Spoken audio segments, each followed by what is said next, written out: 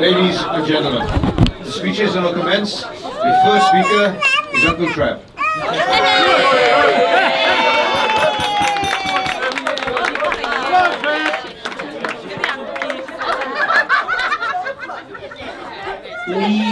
Leanne asked me to keep his speech short, so Lee, thank you for the meal, and Scott. And Lee, that's the first time you ever bought my meal. This is true now, and Lee will tell you. About a month ago I text Lee saying, Lee, I just seen something on the telly, and it's corresponding with the day you get married. It's a big occasion going on in London.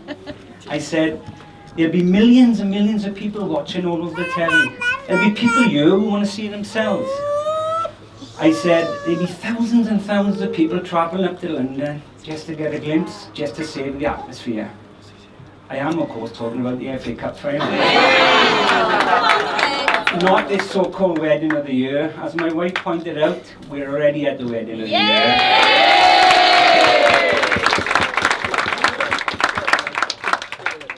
I will start with Lee first.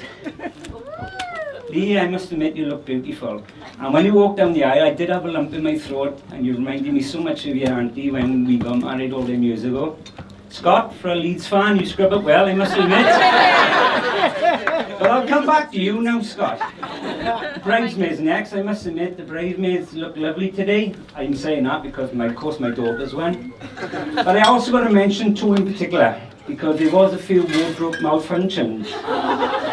That is Amy Morris. I know Amy as fam, and Jodie Reese.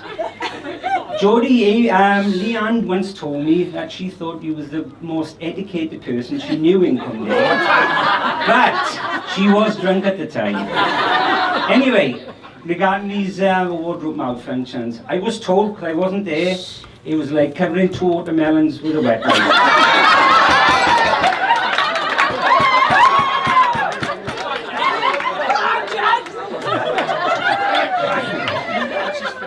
Right, I'll go back to Scott.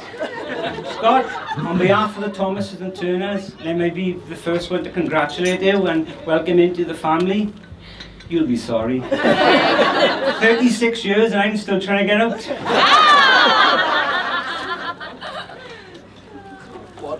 And I mean that. If I can give you one bit of advice over marriage is, if she ever checked you out, go back to Mum, because she's the best friend you'll ever have.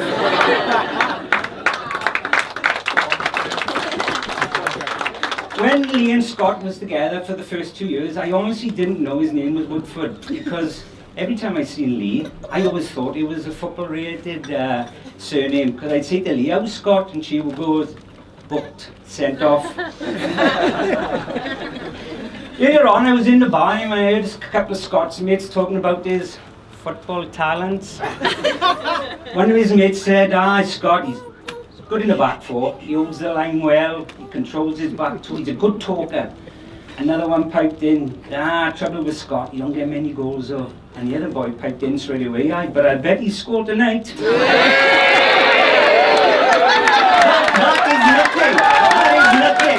That is nothing. Another mate walking past, who caught the end of the conversation, said, and he won't be with his head.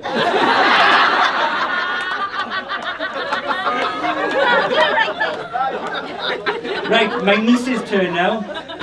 This is 30 years of hurt now. I know her since she was being born, since it's payback time. Before I'd say anything about Lee, there is a message from Scott Parker. As he works in Cardiff, he heard about the guy who was handcuffed together. What? He is getting better, but he's still having counselling.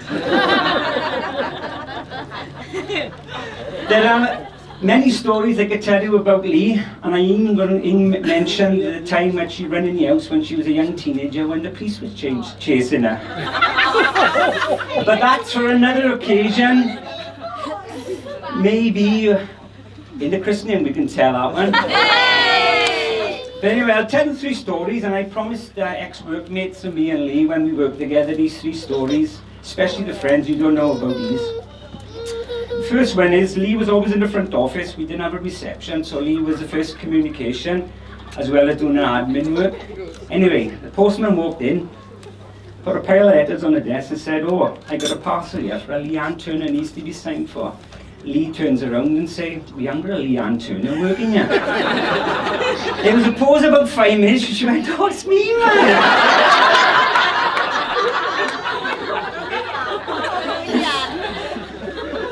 Another time in is every Thursday, me and Lee would go down my mum's for chips. It was a chip Thursday, so I end up paying for them, of course. Anyway, nice sunny day down to my mum's we went. As I said, it was a sunny day, the door was open, the windows were open, so when we went. So I was talking to my mum, I thought, what is Lee doing? She didn't want to put the kettle on. Anyway, I looked around the kitchen like that, and there's Lee with her head bent like that to the kettle, singing, I'm Popeye the Sailor Man. I said, Lee, what are you doing? She said, hey, Uncle Trevor said your mother's kettle plays music when it's boiled. I went, Lee, it's the ice cream man itself.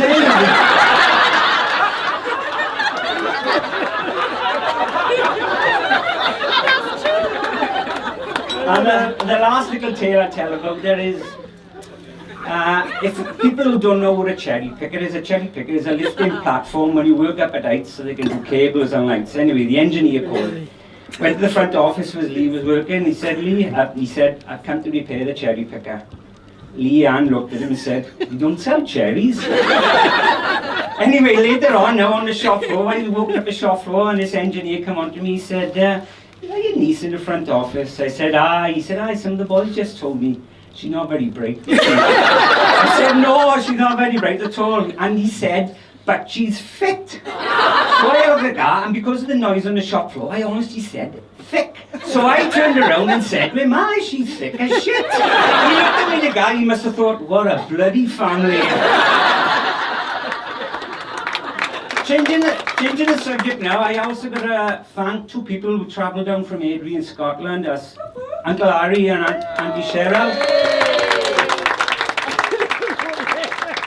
And if you buy the bar later, Auntie Cheryl only drinks double the vodkas, not singles. Gin, sorry, Auntie Cheryl, gin. And finally, I'd like to mention two special people in Lee's life who are no longer with us. I am talking about the granddads, which is Brian and Ivor. They loved her as much as she loved them. And I know if they were with us today, they would have welcomed Scott into the family with open arms. And I know they'd be looking down from heaven and thinking to Lee, what a beautiful granddaughter she turned out to. And finally, will you please be all upstanding and raise your glasses to the bride and groom. Bride and groom. Thank you.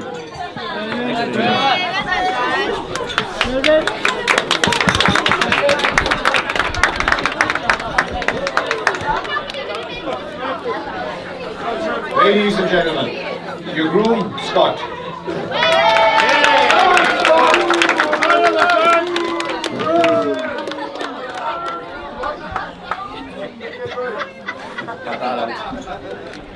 Just a warning before I start, there's quite a few thank yous in my speech, so make sure you've all got your glasses ready. We've been planning this wedding for what seems like years now. When I say we, Lee's done everything. And I just promised to turn up on time. Not being over from last night. Thanks, Jarvis. And put together a speech, so here goes. I really want to start by thanking everyone who's come today. We've all come a long way, and we all know it's going to cost over a £5 a pint as well, so it is a big commitment, and we really do appreciate that. There's not many times in your life you get to share a special day like this with all your closest friends and family, so on behalf of us both, thank you guys.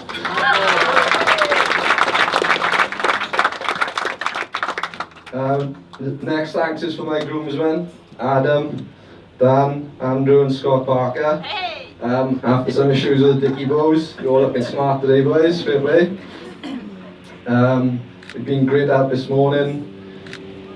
Obviously smiled through all your endless photos, which I know the boys don't like having them. And also big thanks to my two brothers, Sean and Sam, who are my best men today. I'll come back to them later, but again, they've been really big out this morning, especially hungover in the car, so thanks boys. My next thanks is to the boys at the back. The ugly ones at the back, they're all single. And most of them are all struggling from Vegas, it was a couple of weeks ago. In fact, where's the Vegas boys? Stand up, let's have a go. Up again.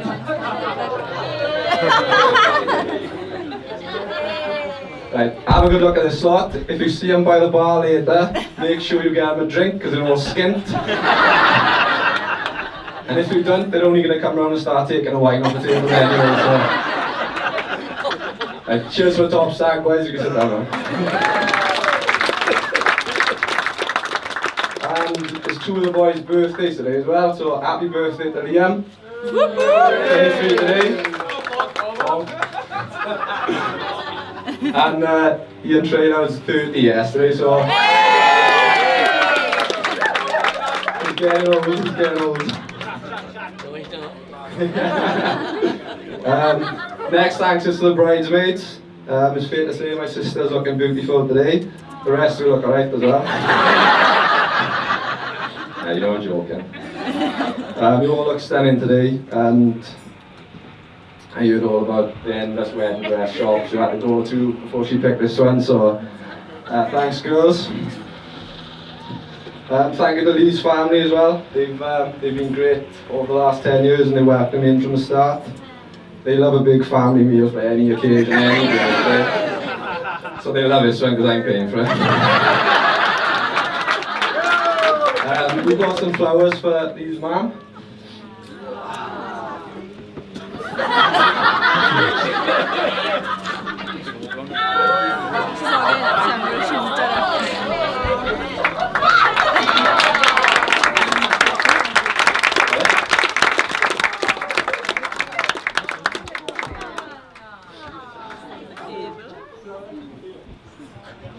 And next thanks to my older sister Claire. Not only does she run marathons, but she makes an amazing wedding cake. She's already talking. And as long as Lee doesn't knock over the cake later, me doing the photo, everyone can have a piece. And my final thanks then is to my mother. I don't really know where to start with this one. As some of you know, my father passed away when I was 5 years old, and she's been like Superwoman bringing us up ever since. She's helped me and Lee so much over the years, and she's been amazing with the wedding. She's helped us out with the honeymoon, and she even handmade all the favours and the Welsh cakes on your table. So eat them. To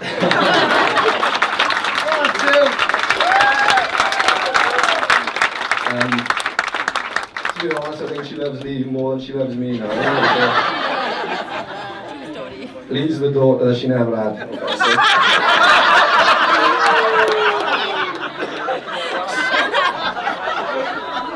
Again, I got some flowers for her too.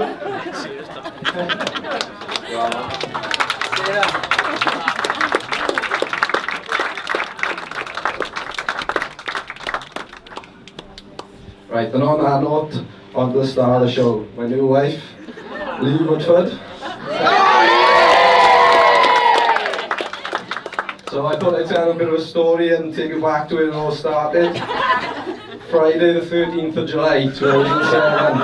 Yeah, 10 years of bad luck, I know. But to be honest, looking back, I think I got quite lucky. Those of you who knew me or seen pictures of these stupid blonde patches.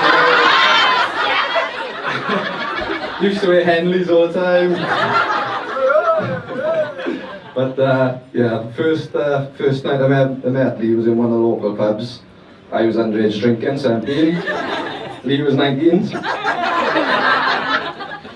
She'd added me on MSN and Vivo.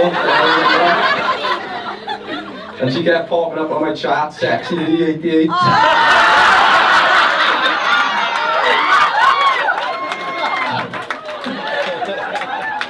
So she was chatting me for weeks, but I was just trying to play it cool, trying not to give anything away. She gave me the old, I didn't know you were 17 on the staff, but she gave me my age because she was best friends with Kaylee and me guys. Like I said, we kept it quiet at the start. I think it was because of the age thing, but looking back now, I think it was because I had blonde patches. Like I said, I was 17, still in school. She was 19, working full time at Trev. As you can imagine, I became a bit of a legend in school when I was growing up. Every time I'd see her out at the start, she starts flirting me after a couple of drinks. And because we were keeping it quiet, I was trying not to blow it and put her away. And to put it nicely, some of the boys come up with a nickname for me. I'm not sure if Jarvis can remember it. No? Good. I had to stick for a couple of weeks because they all thought I was afraid of girls, basically. We can't say it. I wouldn't say the nickname at all. Alright, the boys call me Minge.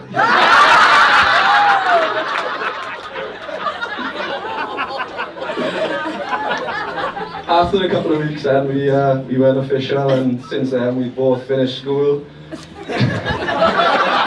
Graduated from uni, we've been on numerous holidays together, and we bought our first house a couple of years back. And she even persuaded me to get a bloody dog as well. It has been an amazing 10 years, and I probably shouldn't have waited this long to propose, right? No, you're right. Anyway, the proposal. You said no, you're right. That brings us to the summer of 2016. We're 9 years deep by then.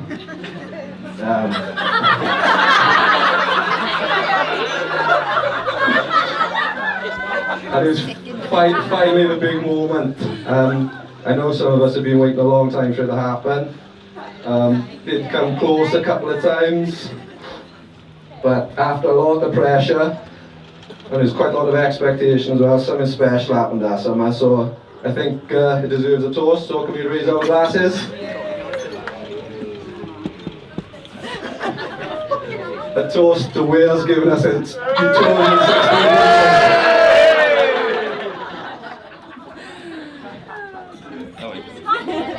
I'm only joking, the Euros is the second best part of my summer.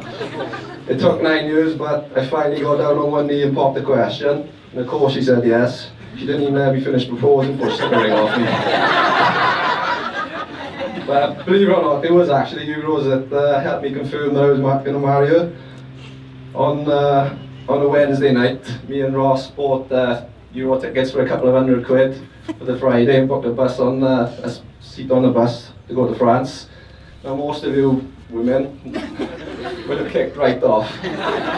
But to be fair to Lee, I come home the following day and she bought me a whale stock to go away with, so it was that moment I knew I was doing the right thing.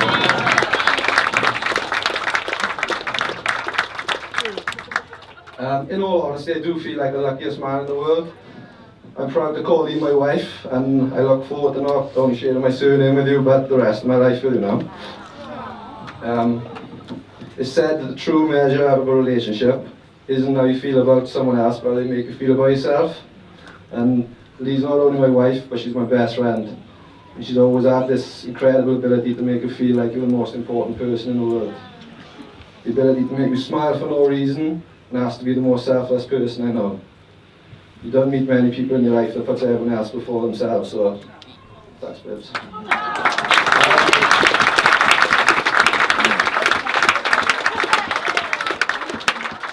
If you combine that with good looks and the biggest, most beautiful smile I've ever seen, I think I've done pretty well today. I've been punching for 10 years now. I'm not the most open or sloppy person in the world. I've got written down behind, he's never seen me cry, but she did today, so. So I'll finish with a bit of advice I read when I was looking at wedding speeches and marriage tips. I read that one of the key things to a successful marriage is compromise, but accepting your partner's flaws. But I look at Lee 10 years in, and I wouldn't change a single thing about it. No one's perfect, but you're really not far off. And if anything, the whole engagement and the wedding has made me fall in love with you all over again.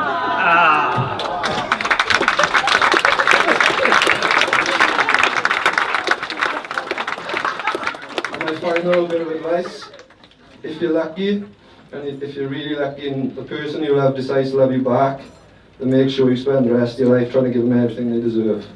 And don't wait 10 years to marry them. So, on that note, can we raise a glass to my wife, Lee Woodford? Thank you for organising such an amazing day, and congratulations on becoming a Woodford. Right, before I hand over to my best men, my two younger brothers, Sean and Sam, I want to thank Sean for sorting out the best stag trip I could have ever imagined. A week in Vegas is a lot harder than it sounds, especially after you've had 2 home stags already. And I really appreciate everything you've done for me, and I'll make up for it later. You've probably seen some of the photos online, but we kept most of the footage in our WhatsApp group. You know the same what happens in Vegas.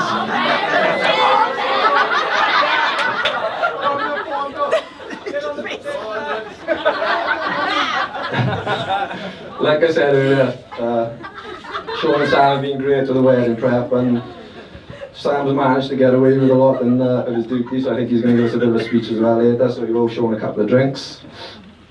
But that's my part done. I'll hand over to my best man, my brother Sean, and I think Sam's got something to say after him as well. I've warned you both about Sweden now, so best behaviour, especially you. Again, just want to say thanks to everyone for coming.